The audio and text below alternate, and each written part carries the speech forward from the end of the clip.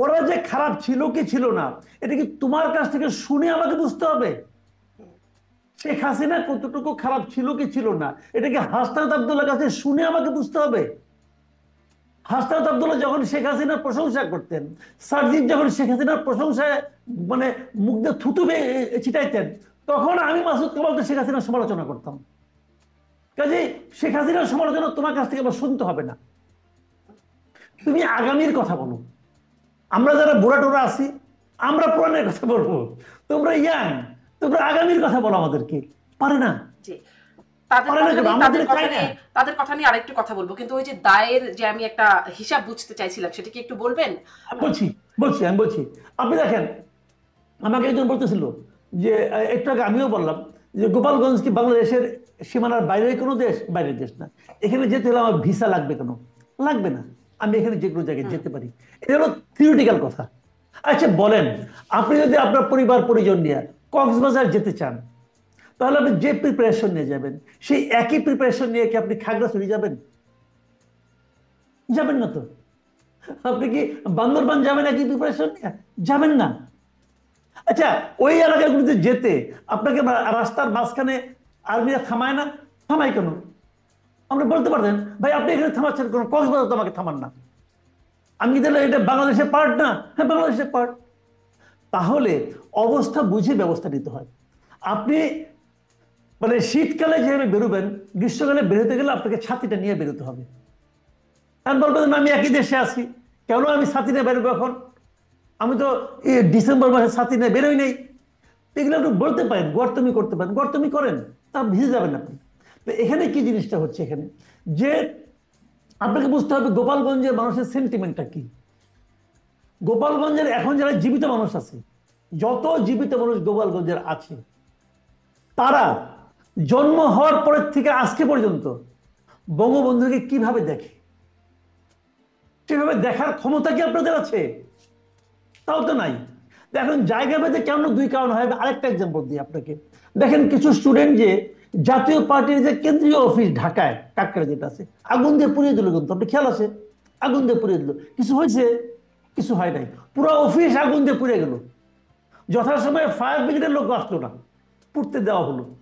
হলো এই জাতীয় পার্টির রংপুরে জিএম কাদেরের বাড়ির সামনে কিছু ভাঙচুর হলো, একটা মোটর সাইকেল পুরানো হলো। ওখানের প্রতিক্রিয়া আর এখানের প্রতিক্রিয়া কি সমান ছিল? ছিল না তো।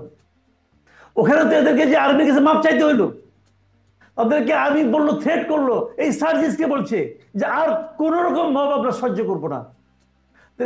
একই কাজ, আগুন তো এটা বরং ছোট আগুন ছিল, ছোট আগুনের তাপ সহ্য করতে পারলেন না কেন? কারণ এটা রংপুর ছিল। এই পার্থক্যটা আপনারা বুঝেন না।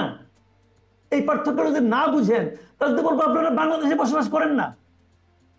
তো আপনি যদি আশা করেন যে আপনি ওখানে যাবেন, যা ওখানে মুজিবাদ মুর্দাবাদ বলবেন, সব জেলার জন্য বলবেন জুলাই মার্চ, আর এখানে বলবেন জুলাই পদযাত্রা, আর এখানে বলবেন road to march to Gopalganj বলবেন। আর আপনি আশা করবেন এটা বলার জন্য গোপালগঞ্জের মানুষ সারি ধরে দাঁড়ায় থাকবে, এক পাশে থাকবে নারীরা, এক পাশে থাকবে পুরুষরা, সবার হাতে ফুলের মালা আপনাদের গলায় দিবে। এটা যদি আপনি প্রত্যাশা করেন, তাহলে তো আপনি ভাই মূর্খের স্বর্গে বাস করতেছেন। তো তার কি আশা করে গেছিল? ওখানে কোথাও যখন যায়, তারা যখন বক্তৃতা দিতে উঠে, মঞ্চের সামনে 10,000 20,000 লোক থাকে, এখানে তো 10 জন লোক ছিল না। পার্থক্যটা বুঝেন না? সেখানে দাঁড়াইয়া আপনি যখন বলেন যে মুজিববাদ মুর্দাবাদ, আমার কানে সেটা ঠেকে ওয়ান কাইন্ড অফ ইনভাইটেশন। আপনি ইনভাইট করতেছেন যে তোমরা এসে আমাদেরকে মারো না কেন, তোমরা এসে আমাদেরকে ধাওয়া দাও না কেন? কারণ এই ধাওয়াটা আমার জন্য প্রয়োজন। তারা এই ধাওয়াটা পাওয়ার জন্য, আমি যদি বলি ওখানে গিয়েছেন, দেখেন লাভ হয়েছে কার? আমি একটু আগে বলেছিলাম ক্ষতি হয়েছে কার? ক্ষতি হয়েছে গোপালগঞ্জের বাসীর। লাভ হয়েছে কার জানেন? লাভ হয়েছে দুইটা গোষ্ঠীর। একটা গোষ্ঠী হলো আওয়ামী লীগের যে সমস্ত করাপ্ট লিডার দেশের বাইরে অবস্থান করছেন বিপুল অর্থ নিয়ে, নানাভাবে অর্থ নিয়ে বাইরে এখন তারা অবস্থান করছেন, আরামে এসে দিন কাটাতেছেন, তাদের লাভ হয়েছে। তারা ওখানে বসে গোফে তেল দিচ্ছে, এই তো আমাদের যাওয়ার সময় হলো বলে গোপালগঞ্জ থেকে প্রতিরোধের এই শুরু হইলো, সারা দেশে এটা এখন হবে, তারা এগুলো ভাবছে এবং পরস্পরের গা চুলকাচ্ছে। এই দেখছো কি আনন্দ, কি আনন্দ! ওদের লাভ হয়েছে। ওখানে বসে ফেসবুকে স্ট্যাটাস দিচ্ছে, আরে ভাই এখানে চুরি করে গেছে উনি, চুরি করে, তুই কি চোর বেটা? তুই এখান থেকে বসে বসে এখানে আমাদেরকে জ্ঞান দিয়ে আসছে আওয়ামী লীগকে কি করতে হবে, তোর কথা অনুযায়ী আমরা চলবো নাকি? এদের লাভ হয়েছে। আর লাভ হয়েছে কার? যারা বাংলাদেশে নির্বাচনটাকে বিলম্বিত করতে চায়, যারা বাংলাদেশের নির্বাচনকে পিছিয়ে দিতে চায়, তাদের লাভ হয়েছে। আপনার মনে আছে পাটগ্রামে একটা ঘটনা ঘটেছিল। পাটগ্রামে ঘটনা ঘটার পরের দিন ওখানে লালমনিরহাটে জামাতের আমির গিয়েছিলেন। জামাতের আমিরকে জিজ্ঞাসা করা হয়েছে, জামাতের আমির কি জবাব দিয়েছেন? এই পাটগ্রামে যে ঘটনা ঘটলো এরপর কিসের নির্বাচন? এখন বলা আরো সহজ হয়ে গেল, গোপালগঞ্জে যা ঘটলো এরপর কিসের নির্বাচন বলবে।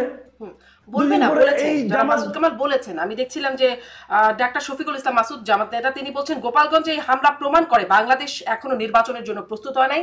আর এক মাসুদ, হান্নান মাসুদ, মানে আপনারই সব একই নামীয় হান্নান মাসুদ, তিনি বলছেন এর জন্য তাদের চরম মূল্য দিতে হবে এই গভর্নমেন্টকেও। একটা জেলায় জাতীয় নেতাদের নিরাপত্তা দিতে পারে না, তারা করবে নির্বাচন, মানে বলেছেন এই কথাগুলো। ঠিক আছে, এগুলো ঠিক আছে, আমি তাই বলছি এই কথাগুলি।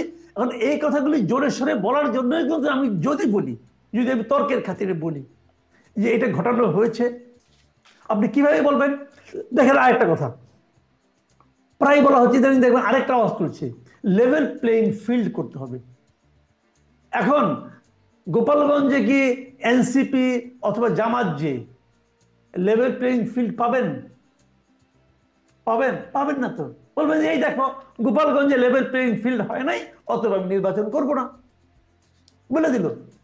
এখন গোপালগঞ্জে কেন লেভেল প্লেইং ফিল্ড আপনি করতে পারলেন না, সেটা ওর কথা। এটা হলো সরকারের ব্যর্থতা। সরকার কি করেছে দেখেন, নির্বাহী আদেশে আওয়ামী লীগের মতো একটা বড় দলের নির্বাচনে অংশগ্রহণটা বন্ধ করে রেখেছে, যেহেতু তাদের রাজনৈতিক কর্মকাণ্ড চলবে না, অথবা তারা নির্বাচনে অংশ নিতে পারবে না। এটা তো রিয়েলিটি। তো সেটা আওয়ামী লীগের যারা সমর্থক আছেন, যারা আওয়ামী লীগকে ভোট দেন, তাদের সংখ্যা কত? যে বছর আওয়ামী লীগ সবচেয়ে কম ভোট পাইছে, আমি যদি সঠিক নির্বাচন ধরি 91 থেকে, যে বছর সবচেয়ে কম ভোট পেয়েছে এটা 2001 সালে, সবচেয়ে কম ভোট পেয়েছে। সেই বছরও তারা ভোট পেয়েছে 2,23,000 ভোট, সরি 2,23,00,000 ভোট, 2,23,00,000 ভোট তারা সেই বছরও ভোট পেয়েছে। ধরলাম তারপরে 15 বছর অনেক ক্ষতি হয়েছে, আওয়ামী লীগের অনেক সমর্থক বাড়িয়ে গেছে, তারপরে যদি আপনি অর্ধেকও ফালাই দেন, তাও তো 1 কোটি লোক আওয়ামী লীগকে জান প্রাণ দিয়ে ভালোবাসে, বাসে তো। এখন আওয়ামী লীগকে আপনি ডক্টর ইউনূস নির্বাহী আদেশে কার্যক্রম স্থগিত করে দিয়েছেন, তাহলে আওয়ামী লীগের দ্বারা 1 কোটি লোক কি হয়েছে? 1 কোটি লোক কি কর্পূর যে আকাশে উঠে গেছে? কর্পূর তো না রে ভাই, এরা তো জলজন্ত মানুষ। এরা কই? এরা এই দেশে আছে। তো তাদের এই দেশে রেখে আপনি বলবেন যে আমি ওখানে তোমাদের কাছে যাব, তোমরা কেন ফুলের মালা নিয়ে আমাকে অভ্যর্থনা জানাও না? হবে ভাই? এত সুন্দর। মানুষের বাস্তবতা বুঝতে হবে, মানুষের ইমোশন বুঝতে হবে। এই লোকগুলো তো রোবট না, মেশিন না যে যখন যে মালিক যে টিপবে তার টিপাতে রেসপন্স করবে। এত রক্ত মাংসের মানুষ, তাদের তো আবেগ আছে। আচ্ছা বলেন, আপনি বঙ্গবন্ধুকে বলতেছেন মুজিববাদ মুর্দাবাদ, বঙ্গবন্ধু গত 15 বছরের শাসনের জন্য কি বঙ্গবন্ধু দায়ী? আপনি বঙ্গবন্ধুকে সমালোচনা করতে পারেন, আপনার আদর্শিক ভাবে সমালোচনা করেন, আমার কোনো আপত্তি নাই। কেউ যদি বঙ্গবন্ধুকে আদর্শিক বিবেচনায় ভালোবাসে, তাকে আপনি আপত্তি করবেন কেন? বঙ্গবন্ধুকে অনেকে ভালোবাসতো, আমি বঙ্গবন্ধুকে ভালোবাসি, আর আমাকে আপনি বলবেন তুমি হলে গিয়ে কি বলে স্বৈরাচারের দোষর, তুমি বলবা?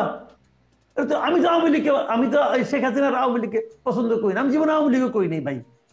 কিন্তু আমি ব্যক্তি বঙ্গবন্ধু শেখ মুজিবুর রহমানকে ভালোবাসি, আমি ওনাকে জাতির পিতা মনে করি। আপনি কি করবেন? আমার ভেতর থেকে মনটাকে বের করে দিবেন। এই যে আপনি বা আপনার মতো গোপালগঞ্জবাসী তো শুধু এরকম না, আপনি বা আপনার মতো আর এরকম অনেক মানুষ আছেন, যখন মুজিববাদ মুর্দাবাদ স্লোগানটি হয় তখন কি আপনারা আহত হন না?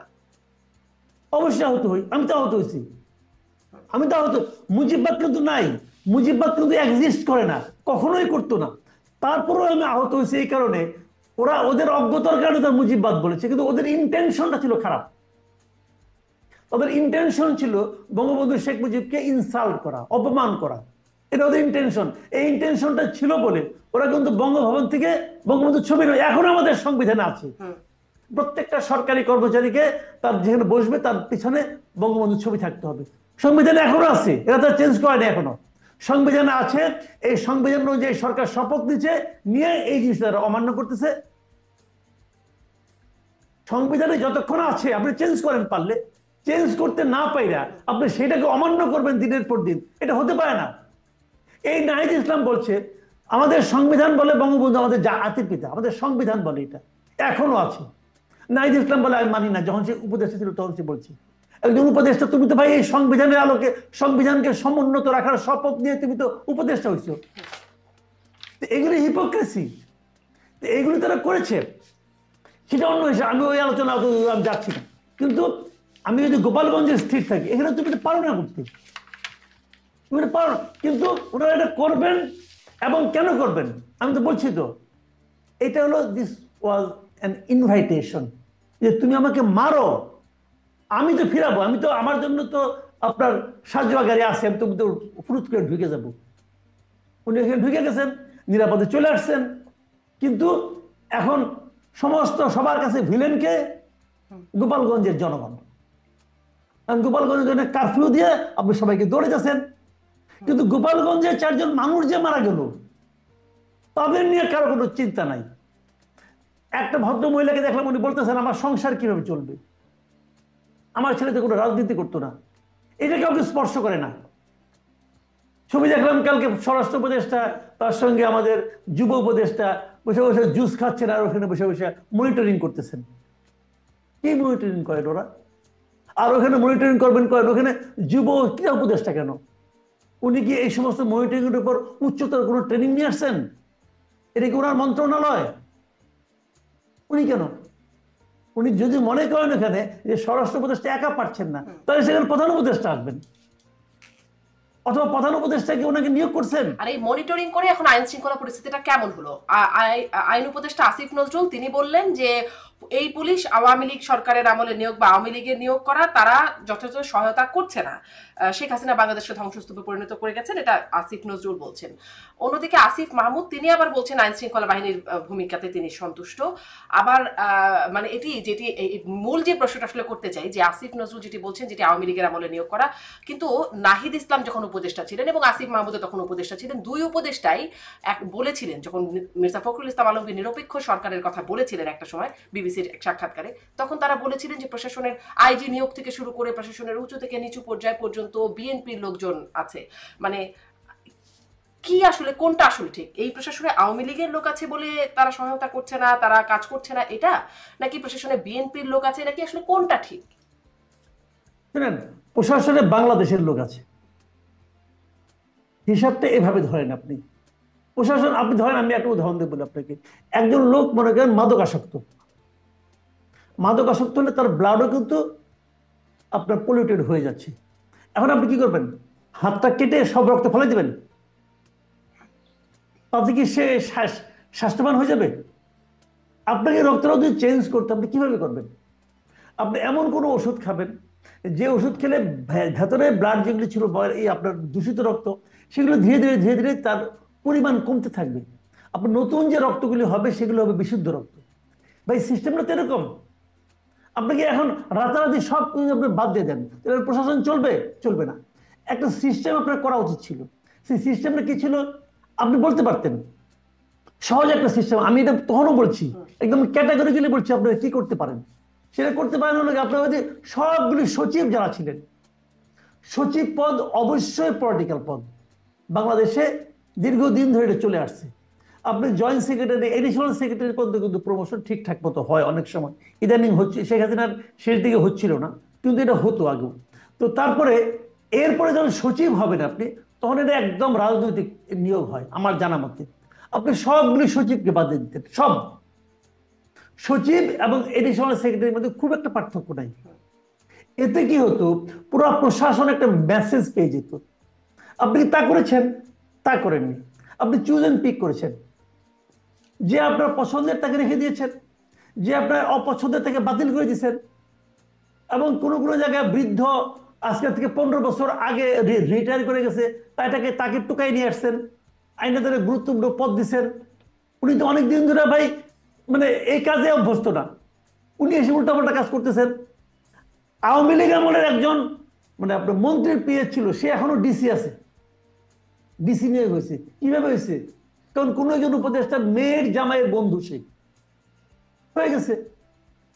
এলজিডি একটা এত বড় প্রতিষ্ঠান, এলজিডি এলজিডি যদি চিফ ইঞ্জিনিয়ার, উনি কি বঙ্গবন্ধু প্রকৌশল পরিষদের যুগ্ম আহ্বায়ক ছিল না? ছিল তো। উনি কি করে হলেন? উনি যাকে যে ওনাকে নিয়োগ দিবেন তাকে খুশি করতে পেরেছেন। এখানে কিন্তু স্বৈরাচারের দোষর হিসেবে কাজ হয় না ভাই, এখানে কিন্তু স্বৈরাচারের দোষর কোনো কাজে লাগে নাই। এখানে কাজে লাগছে যে আমাকে কে খুশি করতে পেরেছে। তো আপনি যদি এটা করেন তাহলে আপনি সব জায়গায় কিভাবে নিয়ম প্রতিষ্ঠা করবেন? আপনি যদি নিয়মে আসবেন, সেই নিয়মটা কই? আপনি যদি প্রথম থেকে নিয়মে চালাইতেন তাহলে হতো। আপনি স্বাস্থ্য উপদেষ্টা বাড়াবেন, স্বাস্থ্য জিনিসটা যে ভালো বুঝে তাকে এনে বানান। আপনি বানাইছেন আপনার ব্যাংকে দীর্ঘ 30 বছর আপনার সঙ্গে কাজ করতেন ভদ্র মহিলা, রিটায়ার্ড মহিলা, অসুস্থ মহিলা, তাকে বানাইছেন নূরজাহান বেগমকে। কোন নিয়মের মধ্যে বানাইছেন? নিয়মটা কি বলেন? কোনো নিয়ম নাই। নিয়মহীনতার মধ্যে যখন আপনি উপদেষ্টা পরিষদ নিয়োগ করেন, তখন বাদ বাকি সব জায়গায় নিয়মহীনতাই চলবে। এবং নিয়মহীনতার মাঝখান থেকে আপনি ন্যায় নীতি কায়েম করবেন, এটা হয় না রে ভাই।